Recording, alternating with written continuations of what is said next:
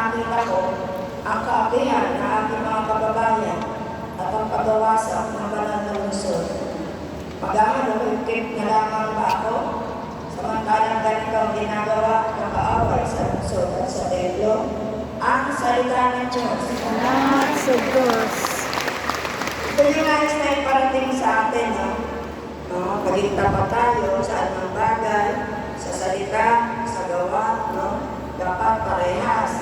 May mga taong nagsasalita pero hindi marunong tumupad.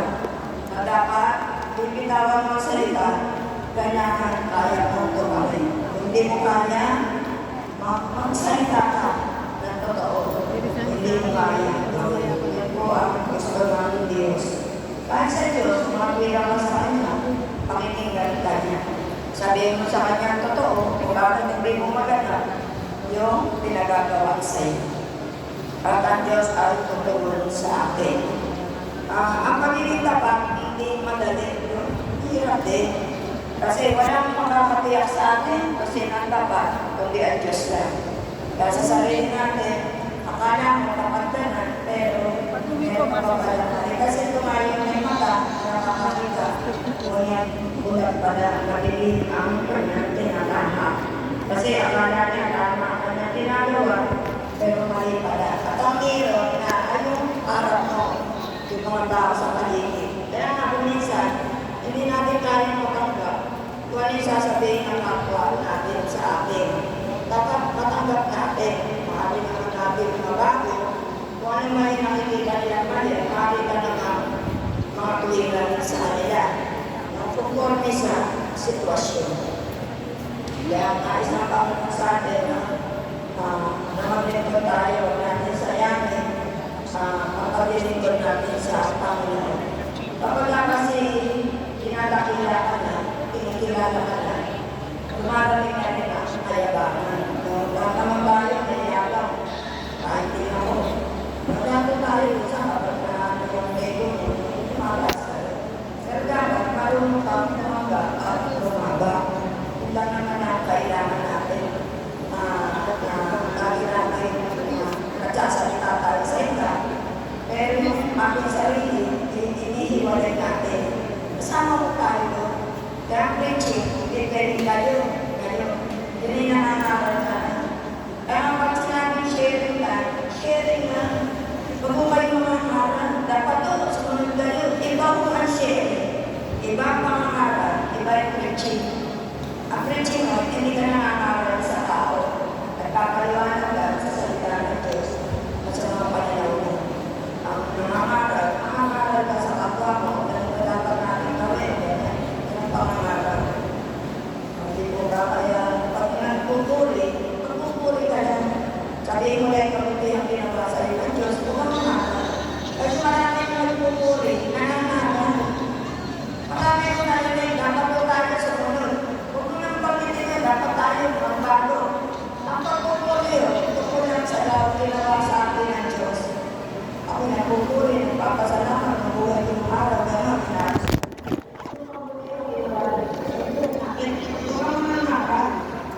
Iba ang preaching sa mga maral at sharing ka.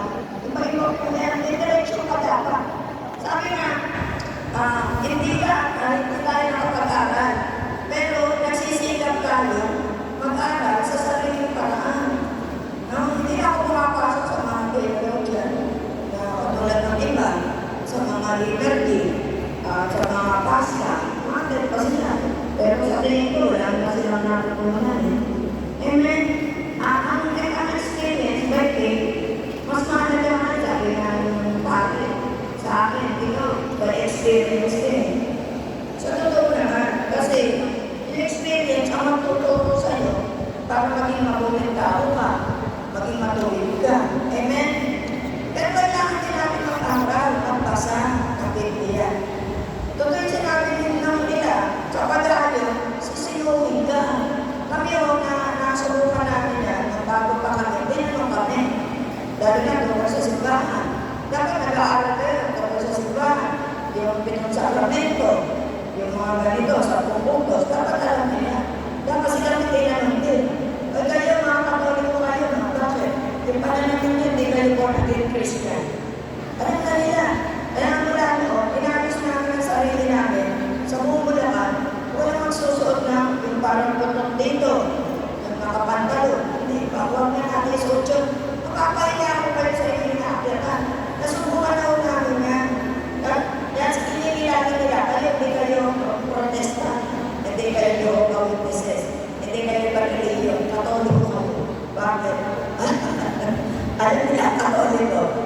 magsunod.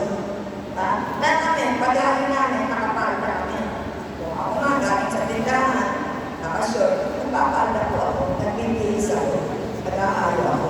Kasi nasubukan na natin sa tayo kami. No? Gusto nyo pa ba yung pahiyain kayo? Tapos tatanungin ka, totoo na sa bahay. Sige nga, at tatanungin ka, totoo sa mga salita na. Ano yung sasagot mo? Ako, nagbabasa ako, kaya nasasagot ko sila. Hindi na may sila. Pero hindi ka nagbabasa, wala kang alam. Nag-aaral ka rin. Ano sa amin na Diyos, lumabot ang lahat, napapagat, nabibigatan sa kanilang mga suliranin, pagpapahingayin mo kayo katawan, pati kanin ba? Mag-aaral kayo sa akin. Ako'y maamang, mapapalo, at nakasusunod kayo ng kapahingahan ng inyong katawan. Diba? Tatagkat ka na iutos na mag-aaral kayo. Kasi pag wala kang alam, hindi mo alam kung ano dapat gawin sa mga sitwasyon na gano'n. Kaya ang simbahan, tumutulong din talaga. Pinag-aaralan din natin yung mga batas ng simbahan. Kasi hindi kaya ka nagsisimba eh. At dala-dala mo katoliko. Diba? Nakakahiya. Kaya sabi ko, bago tayo lumabas, nag-aaral muna tayo para sa sarili natin paraan. Hindi yung dampot, ano ka lang, arinig mo lang, huwag kagagayahin mo. Hanapin mo yung narinig mo. Hindi ka pwede bumakay sa nagsasalita. Paano mo niloloko ka? Kapulad ng ibang reliyon, niloloko nila ang tao. Alam mo nasa Bible, hindi ka naman naghanap eh. Kunin mo mga person mo, tsaka mo hanapin. Makinig ka mo, nagsasabi sila ng totoo o hindi. Versus na, yung kailangan sulat mo lahat, mahaharap mo yun. Pag gusto mong mag-aral. At isa pa, sa patutungan nyo, yung mga hindi kasal, talaga hindi pwede mangungan ang hindi nangungumpisa. Kapag nangungumpisa ka, huwag kang pag-agala. Pero, ano lang to, reality. Kawawa naman kayo, kailan po taon, namamatay na kayo, di pa kayo nakakapagtanggap ng tulungan. Ano sabi sa kanyang anak? Ang hindi tumanggap at kumain, ang hindi kumain ng aking laman, at kumilang ng aking dugo, hindi ko mararating ang buhay na walang hanggan. Kaya nga yung religion, ginagawa nila para sa iyo. Pagka Semana Santa, pag Webes yun, Webes Santa, banal na bulan. At pag magbubukod, ang taon, December 30 o 31, doon sila gaganap. Kailangan nila gampahin mo. Salita ng Diyos yun. Kapag hindi nila tinanap, mamamatay sila, hindi nila makakamit ang buhay na walang hanggan. Paano kayo? Paano kayo hindi nakasal sa Diyos? Paano kasalan kayo ng legal? Gawin yung tama. Wala mo sabihin ng pare, wala mo tama gawin mo. Kailangan nyo tumanggap ng banal na katawan at dugo ni Jesus. Pero ito naman ang dapat. Ako sinasabi ko yung kanina. Hindi ako natatakot dahil sabihin ako ng pare. Paliwanag ako. Paano mamatay yung tao? Paano sila makakamit ang buhay na walang hanggan? Hindi naman nagkasala ang tao. Nangumpisan ka, tanggapin mo agad ha? Banal na katawan ng dugo ni Jesus. Hindi ka tatanggap lagi-lagi ha? Kailangan mo nagkukumpisan. Every confession, tsaka ka lang tatanggap. Hindi ka tatanggap sa susunod na linggo. Bumalimbawa, kada kaya nga sinabi ni Brother Ting, ito yung mga ganito ang buhay. Confession. Mag-confess kayo sa pare. Ang tatanong sa'yo, ilang beses kayo nagtalik. Kaya pipilangin mo yung pagtatalik mo. Kung araw-araw ako nagtatalik, ano? Ang takaw mo sa sex. Araw-araw. Hindi talaga yung nagtatanong ng pare. Ilang beses kayo nag-sex. Yun ang kasalanan eh. Kaya pipilangin mo kung ilang beses kayo nag-sex. Re-record mo. Paano matatawag ka ni Lord? Kung mag-umpisa kayo 6 na buwan, ilang buwan ka nag-sex?